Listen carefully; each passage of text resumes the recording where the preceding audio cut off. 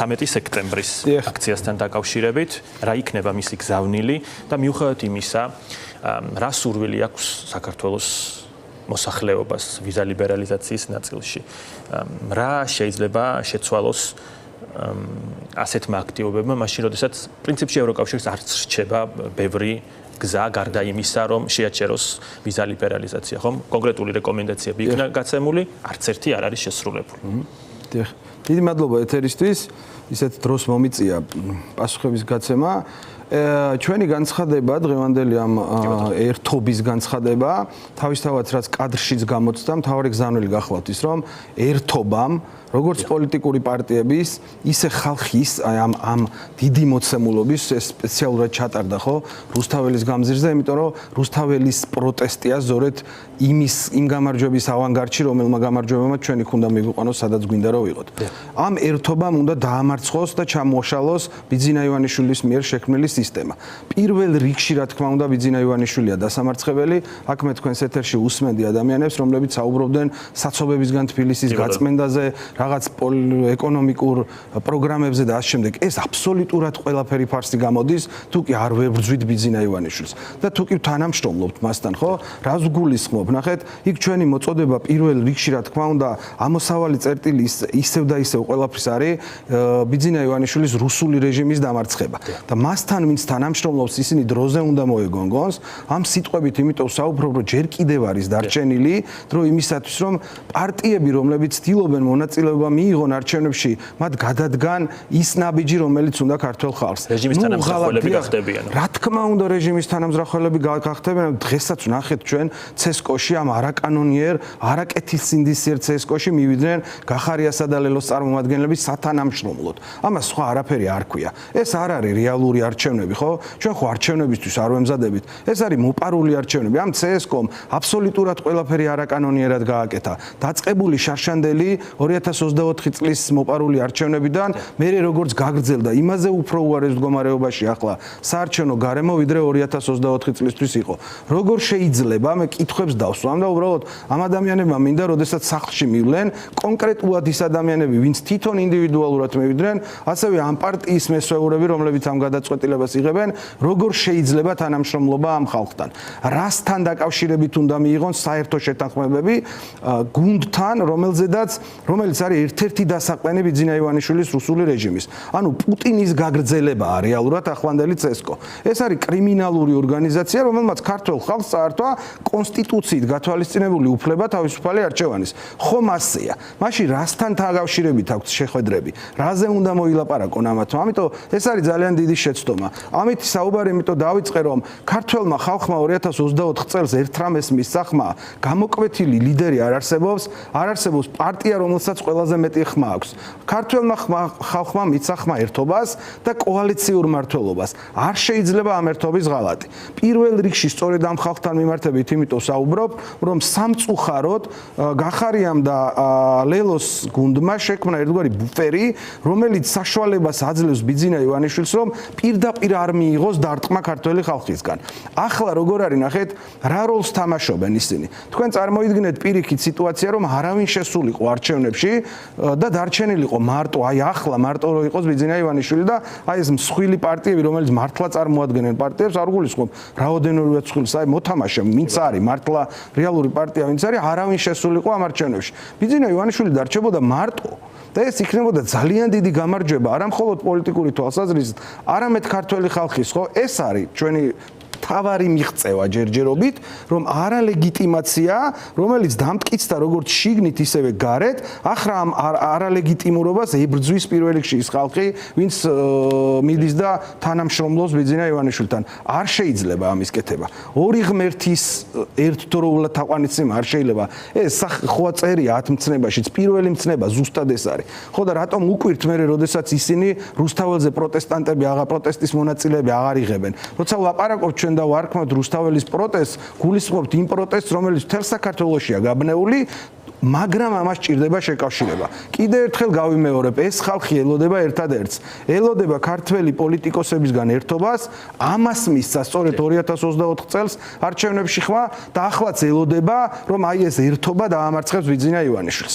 რა თქმა უნდა, ისინი 300 დღემდე მივააწი, რაღა დარჩა, ეს არის უპრეცედენტო არა მხოლოდ საქართველოს ისტორიისთვის, არამედ ზოგადად ისტორიისთვის და ჩვენ სრულწლოვან პარტნიორებსაც ეს ძალიან მოდი ჭყალებში ჩავსვათ უკბირთ და უხარიათ, რომ დემოკრატიას საქართველოში აქ დასაყრდენი, რომ ჩვენ შრომას ერთის მხრივ ქართველების შრომას და მეორეს მხრივ მათ მხარდაჭერას გულისხმობ დასავლეთს და ჩვენს პარტნიორებს, რეალურად შედეგი მოუტანია ამ ქვეყანაში. მე რა რომ ამ ეტაპზე რუსულმა ძალადობრივმა სისტემამ ბიძინა ივანიშვილის სახით მოახერხა რაღაც დონეზე სახელმწიფოს ძალაუფლების უზურპაცია, თავარი არის ხალხი, რომელიც 300 დღის განმავლობაში თითქმის 1 წლის განმავლობაში ქუჩაში დგას და იცავს იმ დემოკრატიას, რომლისთვისაც ისინი ჩვენ მანამდე ვიხოცებოდით. გულისხმობ ქართულ ხალხსო, 91 წლიდან მოყოლებული მანამდეც ამ თავისუფლებისთვის ეს ბრძოლა, რომელიც დაიწყო 1921 წელს, უпростоრად შეიძლება 18 წელს, 21 წელს, 24 წელი, 56, რა ვიცი, 78, 91 წლის 9 აპრილი, მერე სისხლიანი პერიოდი სწორედ 2008 წლის ჩათვლით.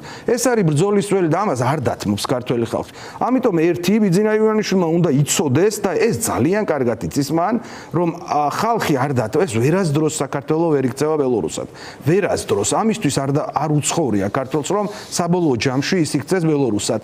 ან ჩრდილოეთ კორეად, ხო? ვერასდროს ვერ იქცევა, მაგრამ ეს იმას არ ნიშნავს, რომ ჩვენ გულხელდაკრეფილები უნდა ვიყოთ და ჩვენი საქმის კეთება სხვას გადავაბრალოთ. ამიტომ არც არასდროს ქართველი ხალხი არ მიიღებს იმ პოლიტიკურ ორგანიზაციებს, რომლებიც ახლა თანამშრომლობას აპირებენ ბიძინა ივანიშვილთან და იმ მიღწევას, რომელიც არშანდელი დღიდან დაწყებული ქართველი ხალხის, არასამთავრობო სექტორის, აი პოლიტიკური ერთობების ხარდაჭერით და დასავლეთის ხარდაჭერით მიიღწა. ანუ რას გულისხმობ?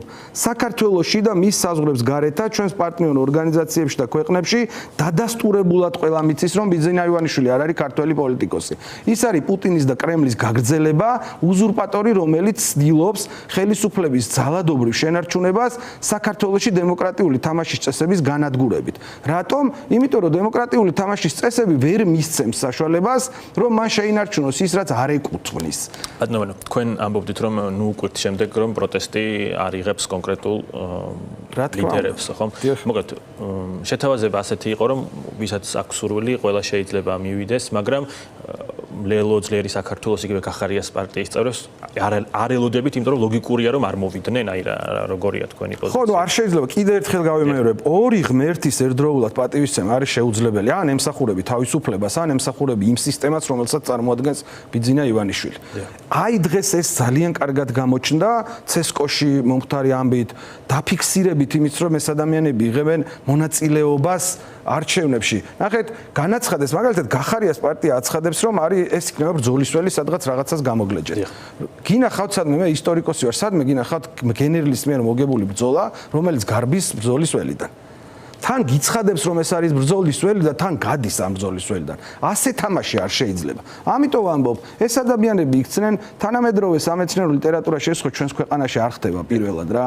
ეს არის რუსული სახის ავტოკრატიული რეჟიმი, რომელიც შეიცვალა, აღარ არის მე-20 საუკუნის დონეზე ჩარჩენილი, ისინი განვითარდნენ, მოდი ბჭყალებში ჩავსვათ და ისინი იწყებენ თამაშს ვითომ დემოკრატიული პრინციპებით. ანუ რა არის? მათ ჭირდებათ სისტემური ოპოზიცია, რომელიც მერე გაწარმოაჩენს, რომ თითქოს ყველაფერი კარგად ხდება. აი ის რაც დღეს ცესკოში ვნახეთ, რომ აი ყველაფერი აგერ ჩვენ ვართ ხელისუფლების წარმომადგენლები და აგერ არიან ოპოზიციის წარმომადგენლები. რა გინდათ? ყველაფერი მიდის ჩვეულებრივად. მე გამოაცხადებენ შედეგს. ამ შედეგზე რა პასუხი ექნებათ?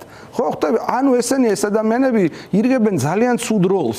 ეს არის სისტემური ოპოზიციის როლის თამაში. და ეს აზიანებს რამდენადაც ბიძინა ივანიშვილი აზიანებს საქართველოს მომავალს, ზუსტად იმდენად აზიანებს სისტემური ოპოზიციის როლის თამაში საქართველოს მომავალს. ამიტომაც ამ განცხადებაში, რომელიც ჩვენ გავაკეთეთ, პირველ რიგში ორიენტირებულია იმაზე, რომ ჩვენ ქართველმა ხალხმა, მე პირადად თავს ქართველი ხალხი, ჩვენ ხო ქართველი მოქალაქეები ვართ პირველ რიგში, ჩვენი გადაწყვეტილება, მათ შორის ჩემი გადაწყვეტილებაც პოლიტიკაში მოსვლის არის ერთადერთი, რომ ჩემ თავს, ჩემს შვილებს, ჩემს მომავალს და ჩემს წარსულს, ვინც აქამდე იბრძოლა, რაღაცნაირად მართალი ვიყო ამ ადამიანებთან, რომ ყველაფერი გავაკეთე იმისთვის, რომ საქართველოს ყოფილიყო იქ, სადაც უნდა იყოს და ეს არის დასავლეთი.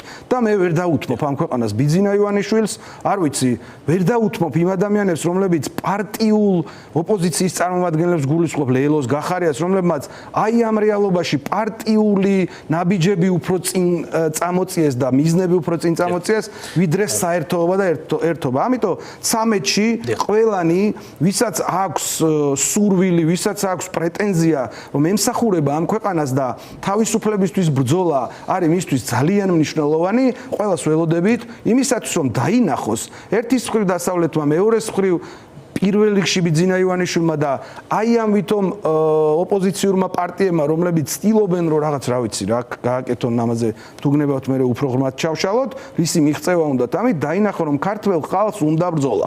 ჩვენ ეს უნდა დავანახოთ. ახლა ყველა პოლიტიკური ლიდერი, ყველა პოლიტიკური პარტია ვალდებულია, რომ ქართველ ხალხს აჩვენოს, რომ ის მათ შეუძლიათ ამ ბრძოლის ავანგარდში მოხვედრა. თუ ეს არ ვქენით, მაშინ არაფერი არ გამოვა.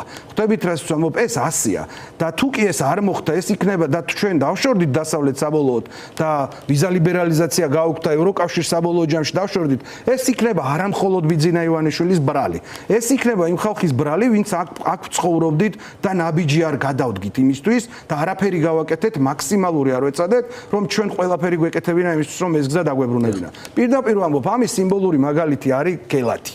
არ შეიძლება 1000 წლიანი პერსპექტივიდან შევხედოთ 1000 წლის მერე და 100 წლის მერე ისტორია რო დაიწერება რომ ამ საუკუნეში გაპარტახდა გელათი და ეს ბრალი ჩვენი ბრალიც იქნება ეს პასუხისმგებლობა ჩვენ უნდა გადავინაცვლოთ. ბატონო, ბოლოს მინდა გკითხოთ, თქვენ შემოიტანეთ ეს საკითხი, რა არის მაშინ აი ამ პარტიების რეალური мотивация, რომლებიც ამბობენ, რომ არც ლეგიტიმაციის ნაწილში არ ჩნდება პრობლემები და ბიძინასთან ბრძოლასაც ვაგრძელებთ მიუხედავად იმისა, რომ ამ არჩევნებში ვიღებთ მონაწილეობას, რომელსაც სხვათა შორის თავადაც უწოდებენ ხოლმე არასრულ ფასოვანს და ეგრეთ წოდებულ არჩევნებს. ხო, ეს სიტყვებია, ანუ რაღაც ფიცი მწამს ბოლო მაკვირვებს, ხო, ეს არის მხოლოდ და მხოლოდ სიტყვები, მათი ქმედება აკეთებს ერთადერთს. კიდე ერთხელ ვიმეორებ, ჩვენ ველოსიპედებს არ ვიგონებთ. ეს კლასიკურ ლიტერატურულ ტექსტებშიც, მე გულისხმობ პოლიტიკის მეცნიერებაში ტექსტებში პირდაპირ წერია. ეს არის სისტემური ოპოზიციის როლის თამაში. როდესაც შენ მიდიხარ, ელაპარაკები, ურიგდები, მე არჩევნებს, ეხლა ეს ადამიანები უნდა იბრძოდნენ, უნდა აპროტესტებდნენ რაღაცებს და ახლა რას აკეთებენ, ისინი თანამშრომლობენ. მათი ერთადერთი მიზანი არის ახლა, რომ ამ გზით მიაღწიონ პარტიულ პირად პარტიულ ინტერესებს დაამორჩილეს ყველაფერი. ანუ უნდათ რომ ახლა დაიკავონ პირველი ადგილი ოპოზიციურ რიგებში. ეს არის მათი მიზანი. მაშინ, როდესაც ჩვენ თუ კი ერთად ვიქნებოდით, გაცილებით ძლიერი იქნებოდა ეს ბრძოლა. და იმ ხალხს, რომელიც ქუჩაში დგას და რომელიც შეყურებს ქართულ პოლიტიკურ ძალას, რომელსაც ხმა მიცა, კიდევ ერთხელ გავიმეორებ, არც ერთი ოპოზიციური პარტიისთვის და კოალიციისთვის ცალკე არავისთვის მეტი ხმა არ მიუწია. ყველას გადაუნაწილეს. მათ შორის ისაუბრეს კიდეც რა, რომ მოდი ამ პარტიას იმიტომ მივცეთ ხმა, რომ არ დააკლდეს, სხვაზე მეტი არ აიღოს. ეს გონივრულად დაარლაგა ქართველმა ხალხმა, იმიტომ რომ მათ უნდათ ნახათ ქართველი პოლიტიკოსების ერთობა, რომელიც შეძლებდა საქართველოს მიყვანას იქ, სადაც მათ უნდა ცხოვრება, ეს არის ევროკავშირი. ამიტომ ეს ხალხი არავის არაფერს აპატიებს და არც არავის არაფერს ეპატიება. ამიტომ მე ვფიქრობ, რომ ჯერ კიდევ არის დრო 13 სექტემბერი კიდევ ერთხელ მოგიწოდებთ ყველას, განსაკუთრებით ახალგაზრდებს, რომელსაც ყველაზე მეტი პრობლემა შეექმნებათ ვიზა ლიბერალიზაციის შეფერხებით, იმიტომ რომ ერთადერთი გამოსავალი საქართველოს კარგად ცხოვრებისთვის არის განათლება, ევროპული განათლება და ეს ამ ბავშვებს ეს გზა დაეკეტებათ. ამ სტუდენტებს და მე ვფიქრობ, რომ სტუდენტები ამას ხვდებიან და ისინი საკადრის პასუხს გაცემენ ყველას. კოალიციაცრულებისთვის ერთ-ერთი ლიდერი ვანო წერეთელი პასუხობდა კომენტარის კითხვებს.